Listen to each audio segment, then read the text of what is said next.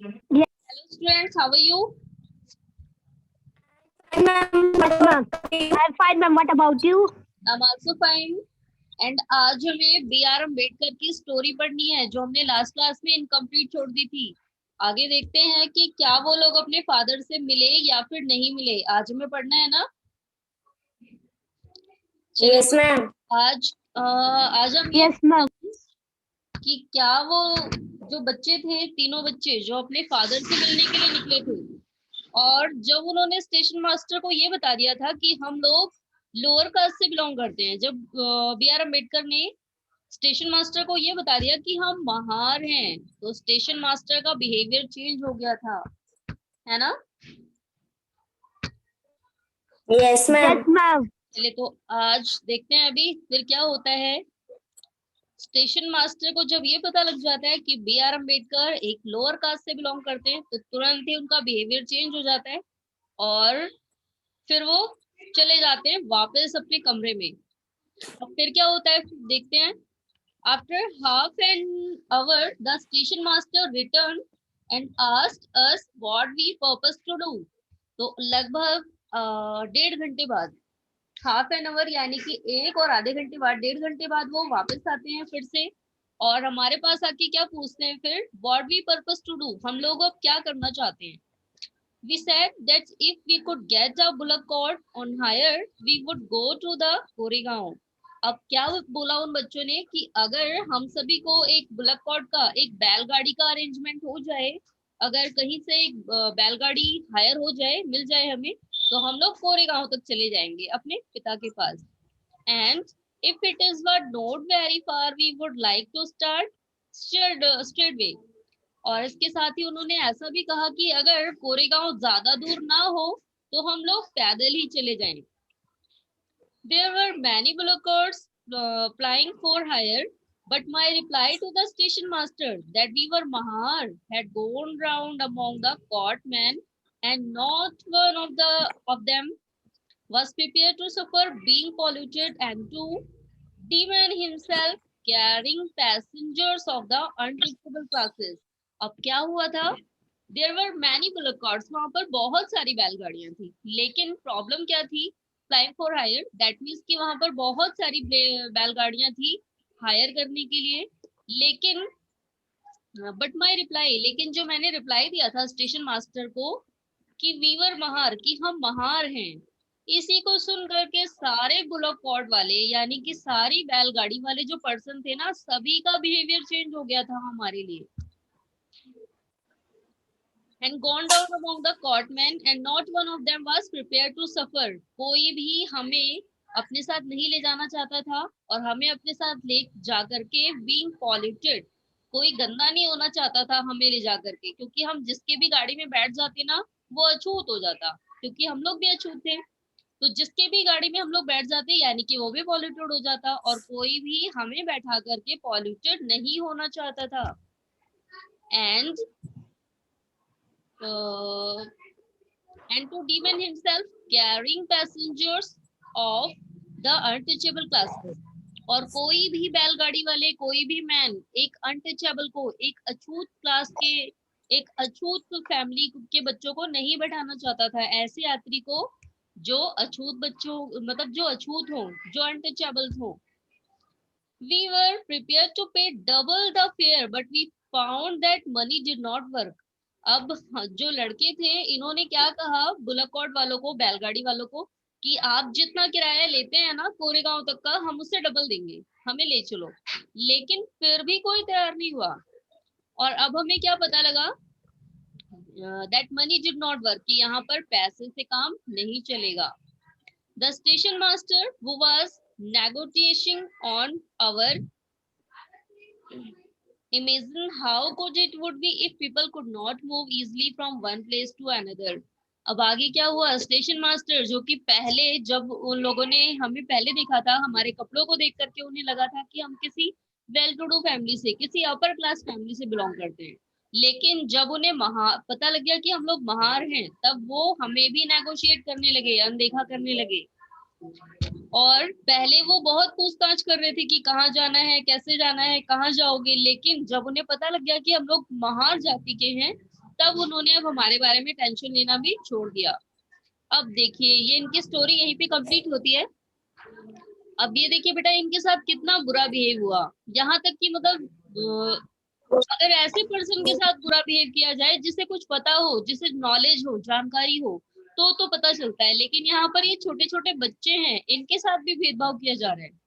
यानी कि कितना बुरा होता था ना उस टाइम पे। Yes ma'am. Yes, मैंने अब आगे दिया आपको। How difficult it would be if people could not move easily from one place to other। तो अब आप अंदाजा लगाइए कि कितना मुश्किल होता होगा जब लोग एक जगह से दूसरी जगह ही ना जा पाए। सपोज दैट अगर आपके साथ कभी ऐसा हो कि मतलब आप इमेजिन करिए कि अगर आप B.R. अम्बेडकर की जगह होते, आपको जाना होता, किसी नए प्लेस पे गए आपको ये नहीं पता कहाँ से चल के कैसे जाना है, कोई रास्ता बताने को भी तैयार नहीं है, कोई ले जाने को भी तैयार नहीं है, उस समय उन बच्चों को कैसा फील हो रहा होगा? चलिए अनस आप बताइए, अम्बेडकर को कैसा फील हो रहा होगा उस समय? मैम बहुत बुरा मैम, क्योंकि उसके साथ बहुत बुरा बर्ताव हो रहा था। यस, उन्हें ऐसा लग रहा होगा कि अरे मैं कौन सी कास्ट में पैदा हो गया, भगवान मुझे क्यों जन्म दिया, ऐसा ही सोच रहे होंगे ना? Yes, ma'am. वो सोच रहे होंगे मेरी कोई वैल्यू ही नहीं है, मुझे कौन सी कास्ट में जन्म दे दिया, इससे बेटर तो मैं पैदा ही नहीं होता, मेरे साथ इतना बुरा बिहेव हो रहा है। How insulting and hurtful it is to Yes, people move away. अब इनको कितना इंसल्ट फील होता है, कितना हर्ट होते होंगे लोग, कितना परेशान होते होंगे। रिफ्यूज टू टच यू और allow you to drink water from the same sources as they do. अब देखिए इनको छूने से भी मना किया गया है। छूने की तो बात ही छोड़िए, इन्हें कोई अपनी बैलगाड़ी में नहीं बिठा रहा, बैलगाड़ी में बैठने से कहाँ टच हो जाएंगे, लेकिन कोई अपने बैल बुलक कॉर्ट पे भी नहीं बिठा रहा है। दैट मीन्स कि अगर इनका कुछ भी टच हो गया तो हम भी अछूत हो जाएंगे। कितना बुरा माना जा रहा है इन्हें। साथ ही पानी भी नहीं छूने, ना पानी पीने दिया जाता है, ना ही छुआ जाता है, इतनी बुरी तरीके से बिहेवियर किया जाता है। अब दिस स्मॉल इंसिडेंट, ये जो छोटी सी घटना थी B.R. अम्बेडकर की, shows how a simple task of going from one place to another in a cart was not available to the children। यानी कि एक जो सिंपल सा टास्क था, बहुत ही छोटा सा काम था, बच्चों को थोड़ी दूर लेके जाना था बैलगाड़ी से, लेकिन फिर भी बच्चों को वो सुविधा नहीं मिली। इवन तो दे कुड पे द मनी, यहाँ तक कि वो पैसे देने को भी तैयार थे, डबल पैसे देने को तैयार थे, फिर भी कोई तैयार नहीं हो रहा था। All the coachmen and the station refuse to take the children. Station master और जितने भी बैलगाड़ी वाले आदमी थे सभी ने रिफ्यूज कर दिया, सभी ने मना कर दिया। दे acted in a discriminatory manner, उन सभी ने भेदभाव वाला रुख अपनाया। सभी भेदभाव कर रहे थे, कोई भी ऐसा नहीं था जो ऐसा समझता कि अरे ये बच्चे हैं, इनको तो कुछ पता ही नहीं है, हमें इनके साथ भेदभाव नहीं करना चाहिए। और मैंने आपको बताया भी था ना कि ये सारे क्यों करते हैं। अगर सपोज दैट किसी के माइंड में आ भी जाता कि ये बच्चे हैं, हम इनके साथ बुरा बिहेव ना करें, इन्हें अपने साथ ले जाएं, तो क्या होता फिर? कोई ऐसा क्यों नहीं सोच पाता? यस महक आप बताइए बेटा। मैम, क्योंकि अगर वह उन्हें छू लेते तो इनके आसपास के पड़ोस वाले उन्हें उस गांव में रहने ही नहीं देते।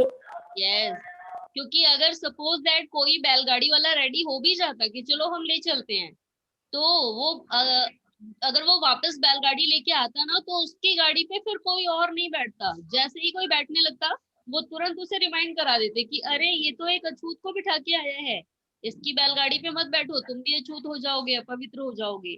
और यही कारण है, यही सारी चीजें सोच करके कोई भी बैलगाड़ी वाले, कोई भी बुलक मैन जो है, वो किसी भी पर्सन को, इन बच्चों को ले जाने के लिए रेडी नहीं थे। Okay,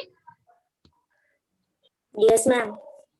so clearly as this story shows us, caste based discrimination is not only limited to preventing Dalits from undertaking certain economic activities, but it also denies them the respect and dignity given to the others। अब आगे देखिए क्या clear हो जाता है हमें इस कहानी से।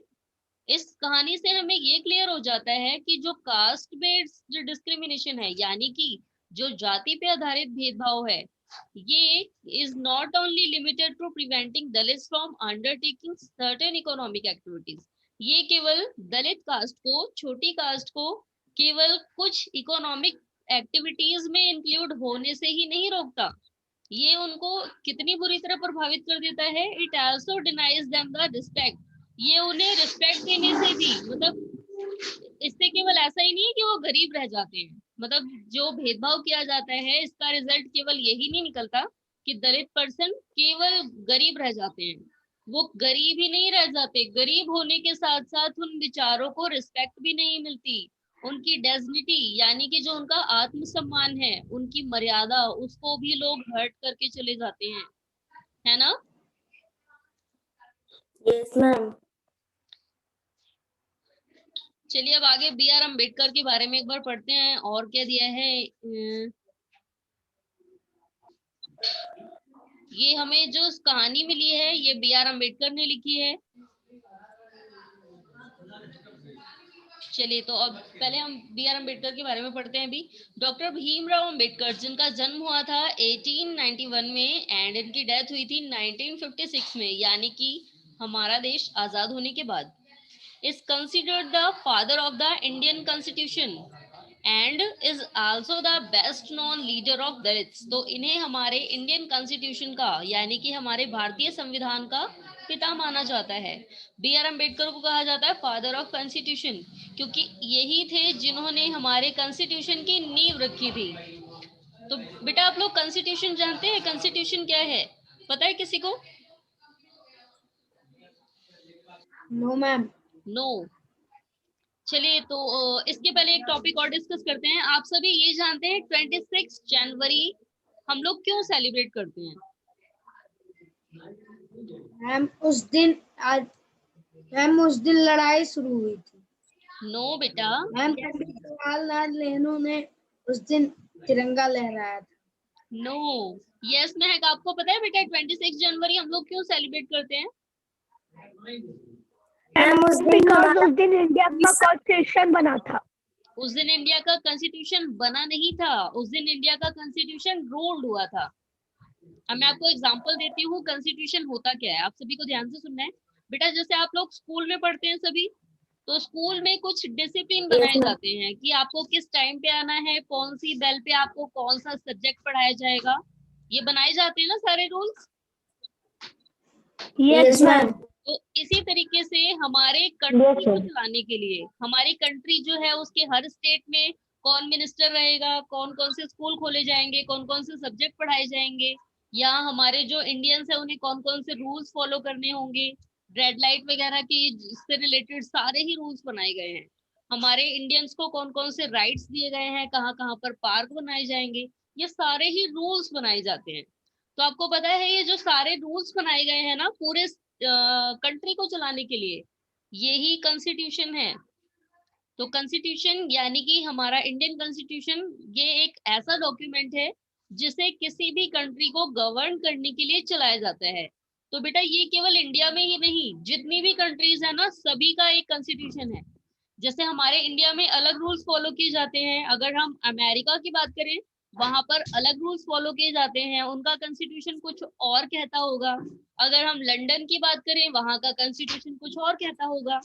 तो ये जो कॉन्स्टिट्यूशन है इंडियन कॉन्स्टिट्यूशन यानी कि जो भारत में कॉन्स्टिट्यूशन बनाया गया था कि किस अकॉर्डिंग नियम चलाए जाएंगे, किस अकॉर्डिंग शासन चलाया जाएगा, कौन प्रधानमंत्री होगा, कैसे मंत्रियों को चुना जाएगा, कैसे इलेक्शन प्रोसेस कराई जाएगी, ये सारी चीजें हमारी कॉन्स्टिट्यूशन में लिखी गई हैं।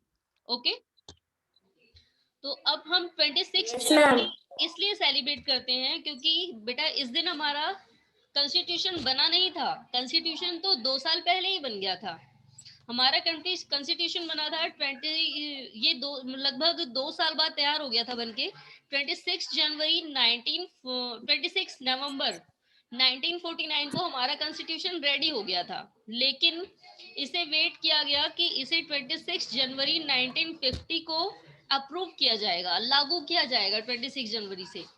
और ये इसलिए वेट किया गया था क्योंकि 26 जनवरी 1930 को सबसे पहले लाहौर में तिरंगा फहराया गया था, और उसी दिन को मेमोराइज करने के लिए, उसी दिन को यादगार बनाने के लिए 26 जनवरी 1950 को क्या किया गया, हमारा कॉन्स्टिट्यूशन रूल किया गया।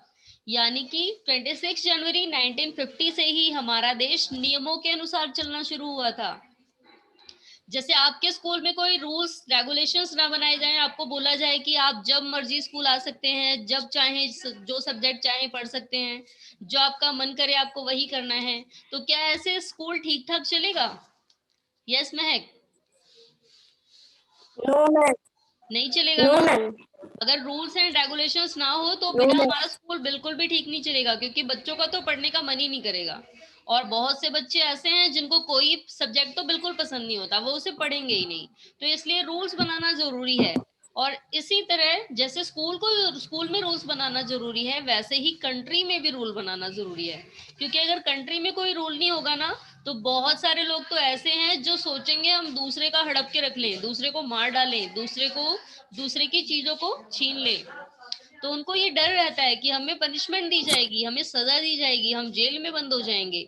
इन सारे कारणों की वजह से ना, इन सारे डर की वजह से वो लोग सही तरीके से काम करते हैं। और इसीलिए कॉन्स्टिट्यूशन को रूल करना जरूरी है। तो बेटा जो हमारा कॉन्स्टिट्यूशन बना था, इसको बनाने में बी आर अम्बेडकर का बहुत बड़ा हाथ था, और इसलिए इन्हें फादर ऑफ इंडियन कॉन्स्टिट्यूशन कहा जाता है। ओके। तो आप yes ma'am. Father of constitution B R Ambedkar जो है, ये फादर ऑफ कॉन्स्टिट्यूशन है, इंडियन कॉन्स्टिट्यूशन। और साथ ही इन्हें दलित्स का बेस्ट लीडर भी माना जाता है। यानी कि लोअर कास्ट के ये बेस्ट लीडर थे। इन्होंने बहुत सारी लड़ाइयां लड़ी वीर दलितों को राइट्स दिलाने के लिए, उनको अधिकार दिलाने के लिए। क्योंकि उन्होंने जो कुछ सहा था, ये नहीं चाहते थे कि मेरे आगे आने वाले जो वंशज हैं, यानी कि मेरी ही कास्ट के जो और लोग हैं, उन्हें भी इसी टाइप का सहना पड़े। Doctor Ambedkar fought for the rights of Dalit community. इन्होंने दलित समुदाय के लिए लड़ाई करी कि इनको अधिकार दिए जाएं।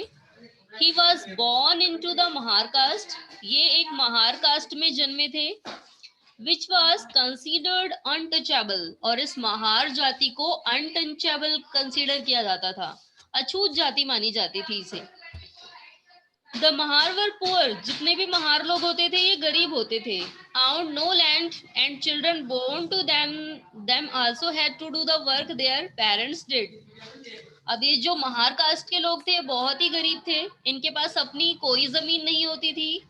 And children born to them also had to do work their parents do. और जो महार कास्ट के जो बच्चे होते थे, उनको सेम वही काम करना पड़ता था जो इनके मम्मी पापा करते थे।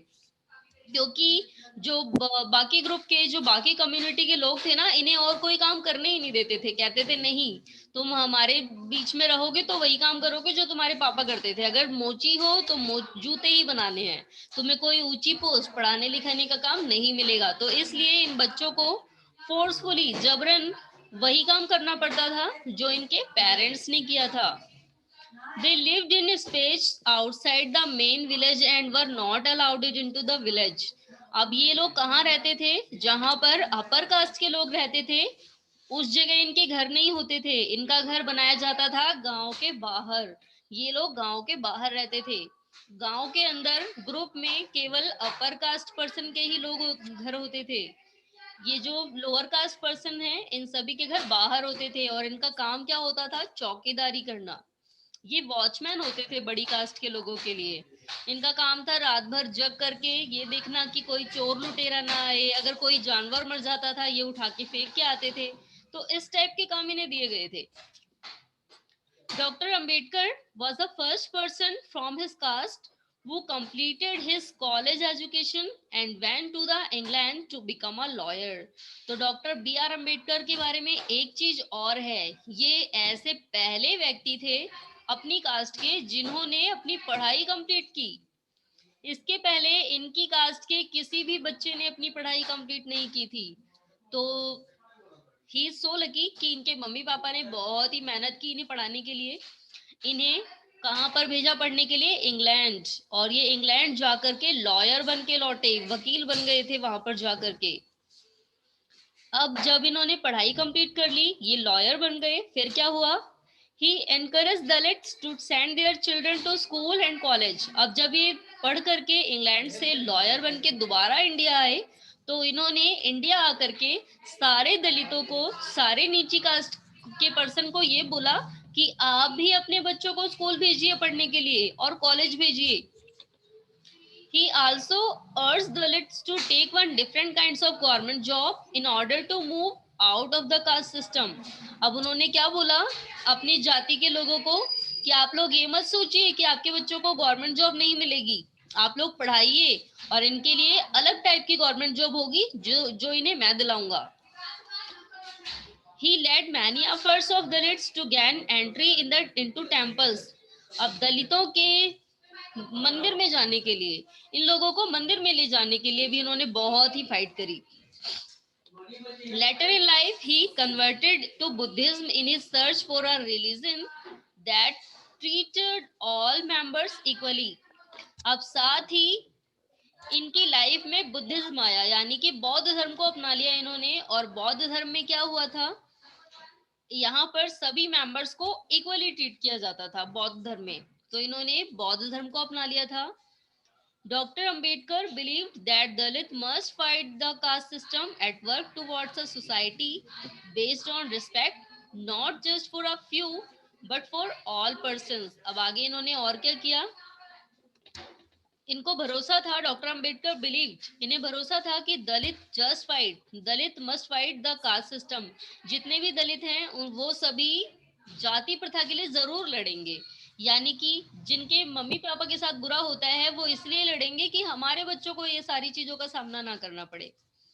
तो इसलिए उन्होंने सारे कास्ट के लोगों को ये कहा था कि आपको नहीं मानना है. ये लोग जो कहते हैं अगर पानी मत पियो तो आप लोग मत पिए, मतलब पानी मत पियो, लेकिन इनके यहाँ में रहो भी मत. ना तो आप इनके जूते साफ करेंगे ना इनके यहाँ की सफाई करेंगे, ये लोग अपने काम खुद करेंगे, आप यहाँ से छोड़ के कहीं और चले जाइए.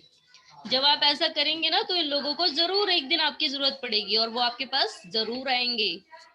तो इस तरीके से इन्होंने लोगों के बीच में अवेयरनेस पैदा करी, जागरूकता पैदा करी और फाइनली बहुत सारे चेंजेस आए भी इसके बाद. तो अब क्या हुआ, and work towards a society based on respect. ये उन सभी के लिए, दलितों के लिए एक ऐसे कम्युनिटी की, एक ऐसे समाज की स्थापना करना चाहते थे जहां पर उन्हें रिस्पेक्ट मिले. Not just for a few but for all persons. केवल कुछ व्यक्तियों के लिए नहीं, जहां पर सभी को सम्मान मिले. तो उन्होंने क्या बोला कि आप जितने भी लोग हैं ना, जिसके भी साथ बुरा बिहेव हो रहा है, वो सभी एक साथ जाकर के रहिए, एक जगह पर रहिए, वहां पर आप सभी जो हैं सभी एक दूसरे को रिस्पेक्ट से देखेंगे, सभी एक दूसरे का काम करेंगे. और फिर क्या करना है आपको, जहां पर आप ग्रुप में रहते थे, जहां पर भी आपके साथ बुरा बिहेव हो रहा है, आप उनके एरिया में कोई काम नहीं करेंगे, ना ही उनकी किसी टाइप की कोई हेल्प करेंगे. तो बेटा आपने बी आर अम्बेडकर के बारे में पढ़ा. Yes ma'am. मैम. तो इन्होंने, आप देखा ना, इन्होंने कितनी मेहनत करी थी दलितों को सारी चीजें, उनके अधिकार दिलाने के लिए, उनके राइट्स दिलाने के लिए. चलिए एक बार अब हम क्वेश्चन आंसर डिस्कस करते हैं. उसके बाद नेक्स्ट टॉपिक जो है डिस्कस, यानी कि ये इस पूरे चैप्टर के थ्रू हम जो भी डिस्कशन निकलता है, क्या डिस्कशन निकलता है और इक्वालिटी कैसे बनाई जा सकती है हमारी सोसाइटी में, ये हम नेक्स्ट क्लास में डिस्कस करेंगे. चलिए तो अब हम आते हैं क्वेश्चन आंसर पे. Despite the children offering money, the courtmen refused to them. Why? चलिए तो आपसे क्या पूछा है बेटा, जो बच्चों ने क्या कहा था कोर्टमैन को कि हम डबल पैसे देने को तैयार हैं, लेकिन फिर भी कोर्टमैन ने रिफ्यूज कर दिया उन्हें ले जाने से. क्यों किया था ऐसा? यस महक, आप बताइए बेटा. मैम क्योंकि अगर वह उन्हें अपनी बैलगाड़ी पर बैठाते तो जब वो लोड कराता, तो जब अपर कास्ट वाले उस गाड़ी पर बैठने जाते तो उन्हें मना करते थे कि इसने तो एक लोअर कास्ट वाले को बैठा कर आया है. और जब वो अपने गांव में जाता तो उस गांव से उसे निकाल दिया जाता. Yes, very good. चलिए नेक्स्ट क्वेश्चन है, इसका आंसर अविरल आपको बताना है. How did people at the station discriminate against doctor Ambedkar and his brother. तो जो स्टेशन मास्टर एंड जो दूसरे लोग थे, जो कोर्टमैन थे, वो डॉक्टर बी आर अम्बेडकर और उनके भाइयों के साथ बुरा बिहेव क्यों कर रहे थे? मैम बिकॉज वो लोअर जाति के थे मैम, नीचे जात की थे। Yes, because they belong from lower caste, from Mahar caste, क्योंकि वो महार कास्ट से बिलोंग कर रहे थे और यही रीजन था कि उनके साथ बुरा बिहेव किया जा रहा था, क्योंकि Mahar caste is belong from a lower caste, इसे लोअर कास्ट कंसीडर किया जाता था सोसाइटी में, and that is why all the people and station master behave very rudely. चलिए नेक्स्ट क्वेश्चन का आंसर अंश को बताना है। How do you think doctor Ambedkar felt as a child when he saw the station master reaction to his statement that they were mahar? चलिए अब आपको बताना है, हाउ डू यू थिंक, आप क्या सोचते हैं कि डॉक्टर अंबेडकर को कैसा फील हुआ होगा एक बच्चा होकर के, जब स्टेशन मास्टर ने महार सुन करके सड़ा सा मुंह बना लिया और वापस चले गए अपने घर में, तो बी आर अम्बेडकर को कैसा लगा होगा उस समय?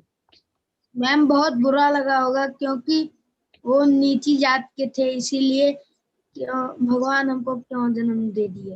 वो क्या सोच रहे होंगे कि भगवान ने हमें क्यों जन्म दिया, और अगर जन्म ही देना था तो अपर कास्ट में देते। हम इतने बुरे हो गए कि हमसे कोई बात भी नहीं कर रहा, हमसे दूर दूर भाग रहे हैं सब। चलिए नेक्स्ट क्वेश्चन है हमारा, have you ever experienced prejudice और witnessed an incident of discrimination? How did this make you feel? तो बेटा क्या आप सभी ने कहीं पर भी ऐसा होते देखा है अपनी सोसाइटी में, अपने आसपास कहीं किसी के साथ बिहेव किया जा रहा हो इस तरीके का? यस, देखा है किसी ने? Yes ma'am. अंश आपने देखा है, कहाँ पर देखा है? मैम मैम याद नहीं आ रहा मैम, देखे हैं लेकिन। यस, अविरल आपने देखा है अपने आसपास कहीं बुरा बिहेव होते हुए किसी के साथ? No ma'am. फैजाबाद में मैम देखे थे। महक आपने देखा है बेटा? No ma'am. मैम फैजाबाद में मैम मैंने देखा है। अच्छा, फैजाबाद में देखा है। फिलहाल मैंने भी देखा था एक जगह, लेकिन वहां पर हुआ क्या था, वहां पर लोअर कास्ट की वजह से नहीं बिहेव किया जा रहा था।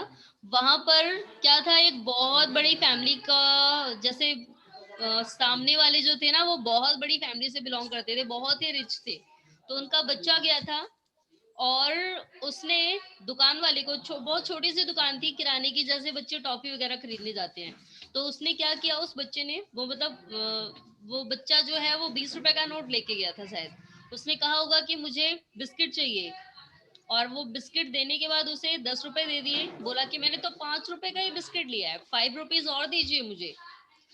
तो बोले, उसने क्या बोल दिया, नहीं नहीं जाओ तुम जाओ यहाँ से। अब उस बच्चे ने क्या किया, 10 के नोट भी फाड़ के दुकान वाले के पास फेंक दिए और अपने घर जाके क्या बोला कि मुझे ना इन लोगों ने मारा है और कह रहे हैं मैं पैसे नहीं दूंगा। और जब इसके घर वाले गए तो उन्होंने पता है क्या किया, बहुत ही हैरानी वाली चीज हुई, उन्होंने जा करके उस दुकान पे जितनी चीजें रखी थी सारी तोड़ फोड़ दी, पूरी दुकान, पूरे बॉक्सेस, पूरी चीजें, सब कुछ तोड़ फोड़ के खत्म कर दिया। तो आपको पता है इस जगह पर ऐसा क्यों किया हो गया, क्या रीजन था? मैम लड़के ने झूठ बोला।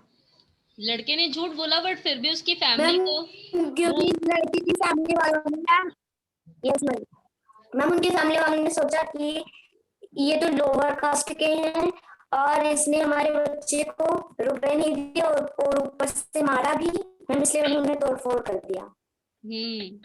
उन्होंने ये सोचा ना कि हम बहुत पैसे वाले हैं और अगर हम इसके दुकान तोड़फोड़ करेंगे तो कोई बोलेगा भी नहीं इसके खिलाफ, क्योंकि मतलब जो भी बोलेगा हम उसे भी डरा देंगे, क्योंकि जिसके पास पैसे हैं उससे सभी डरते हैं, सभी उसके पास जाने की सोचते हैं कि अरे अगर हमसे लड़ाई हो गई तो अगर बाई चांस हमें कभी हेल्प चाहिए होगी तो ये लोग हेल्प नहीं करेंगे, और इसी वजह से कोई हेल्प के लिए नहीं गया।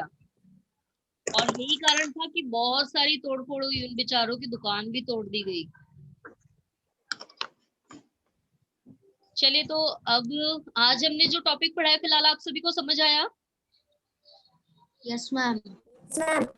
Yes ma'am. अब चलिए, अब नेक्स्ट क्लास में हमारा जो टॉपिक होगा स्ट्राइविंग फॉर इक्वालिटी, यानी कि अब इक्वालिटी को लेकर के, इक्वालिटी को स्टैब्लिश करने के लिए क्या क्या चीजें की गई हैं, क्या क्या होता है पहले से, और हमारी सोसाइटी में हमारे कॉन्स्टिट्यूशन के थ्रू क्या क्या चीजें की गई हैं, ये हमें नेक्स्ट क्लास में पढ़ना है। Okay, yes ma'am. तो नेक्स्ट टू नेक्स्ट क्लास हमारा चैप्टर भी कंप्लीट हो यस जाएगा। मैम। चलिए एक बार डिस्कस वाला टॉपिक पढ़ते हैं। हमें इसमें क्या पूछा हुआ है, in addition to the lower caste being discriminated against, there are also various other communities that are subject to discrimination. तो केवल लोअर कास्ट के लोग ऐसे नहीं है जिनके साथ डिस्क्रिमिनेशन होता है, इसके अलावा और भी कई कम्युनिटीज हैं। There are also very other communities, इनके अलावा और भी कई ऐसी कम्युनिटीज हैं जिनके साथ डिस्क्रिमिनेट किया जाता है। तो अभी इसका एग्जांपल मैंने आपको दिया, ये फिलहाल जहां पर रिच एंड पुअर फैमिली को लेकर के डिस्क्रिमिनेट किया गया है। यानी कि डिस्क्रिमिनेशन क्यों हुआ था, क्योंकि एक फैमिली बहुत ही रिच थी और दूसरी बहुत ही पुअर थी। तो केवल कास्ट को लेकर के नहीं और टाइप के भी डिस्क्रिमिनेशन किए जाते हैं। और इसी टाइप का एक डिस्क्रिमिनेशन और कहाँ होता है, अभी हमने पढ़ा था लास्ट क्लास में, याद है आप सभी को। और मतलब जाति को लेकर के, रिच एंड पुअर को लेकर के यहाँ तो भेदभाव होता ही है। एक और ऐसी जगह है जहां पर भेदभाव किया जाता है, याद है आपको? यस, कहाँ पढ़ा था हमने, और किस किस में भेदभाव किया जाता है? मैम मुस्लिम धर्म में। यस, रिलीजन को लेकर के भी होता है। Very good. And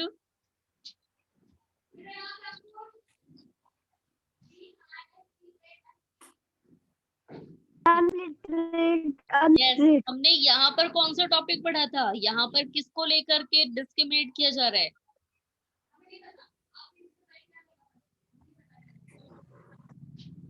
boys and girls.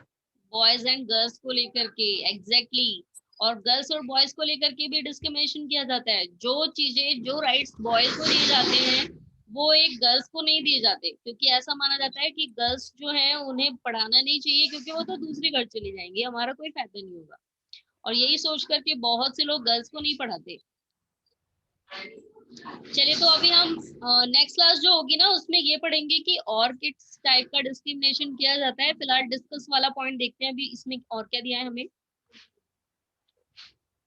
Can you think of a few other example of discrimination? तो क्या आप और एग्जांपल बता सकते हैं डिस्क्रिमिनेशन के? तो अभी हमने जो पढ़े हैं फिलहाल उनके अलावा भी और कई टाइप्स हैं। Discuss the ways in which person with special needs might subject to be discrimination। तो अब आप ऐसे तरीके बताने हैं हमें, with special needs might be subject to discrimination। that means कि कौन कौन सी ऐसी जरूरतें हैं जो पूरी नहीं हो पाती, जिन लोगों के साथ डिस्क्रिमिनेशन किया जाता है।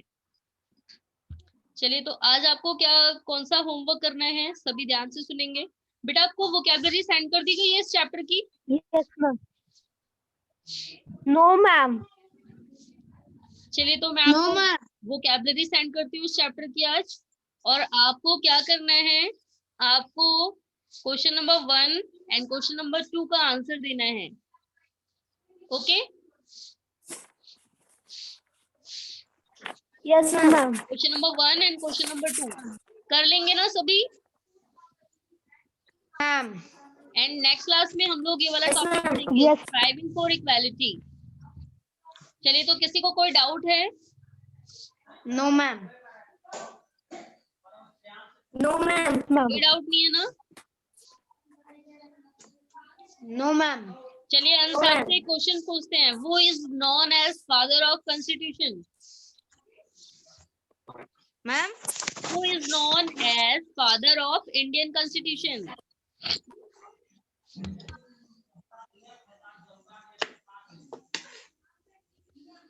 Yes, Aviral, now you tell.